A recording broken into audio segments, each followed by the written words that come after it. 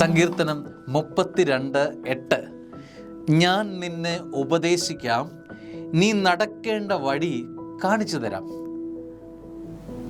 ഞാൻ നിന്നെ ഉപദേശിക്കാം, നീ നടക്കേണ്ട വഴി ഞാൻ കാണിച്ചു തരാം. ഈ പ്രഭാതത്തിൽ നീ നടക്കേണ്ട വഴി കർത്താവ് കാണിച്ചു തരിക. സങ്കീർത്തകൻ പറയുക, എൻ്റെ ജീവിതത്തിൻ്റെ വഴി ദിശ നിശ്ചയിക്കുന്നത് കർത്താവാ. വഴി കാണിച്ചു തരുന്നവൻ കർത്താവാ. നീ ഏത് വഴിയിലൂടെ പോകണം, നീ എന്ത് കേൾക്കണം, നീ എങ്ങനെ പെരുമാറണം, നീ ഏത് രീതിയിൽ ഇടപെടണം, എങ്ങനെയാണ് നിൻ്റെ അപ്പിയറൻസ്, എല്ലാം കർത്താവ് കാണിച്ചു തരും. ഞാൻ നിന്നെ ഉപദേശിക്കാം. സ്വർഗത്തിൻ്റെ ഉപദേശത്തിന് ചെവി കോർക്കുക എന്ന് മാത്രം.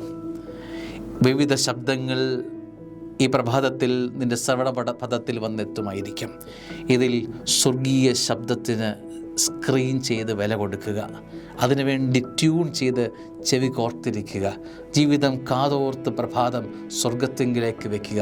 സ്വർഗത്തിൻ്റെ ശബ്ദം വീഴട്ടെ, സ്വർഗത്തെ നോട്ടം വീഴട്ടെ, സ്വർഗത്തിൻ്റെ ദൃഷ്ടി ജീവിതത്തിൽ വീഴട്ടെ.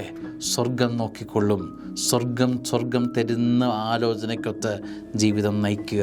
അത് അനുഗ്രഹമായി തീരും. ഇന്നത്തെ ദിവസവും അനുഗ്രഹമാവട്ടെ. ആമേൻ.